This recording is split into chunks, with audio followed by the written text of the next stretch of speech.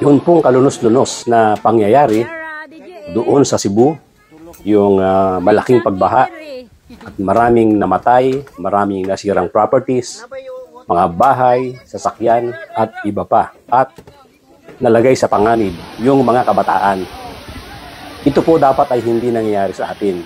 Kaya po tayo may gobyerno para po protektahan ang ating buhay, ang ating mga ari-arian. Hindi po katanggap-tanggap ang nangyari doon sa ating mga kababayan sa Cebu. Dapat merong managot. At nababalita na since 2016, meron na ritong mahigit 300 na mga flood control projects.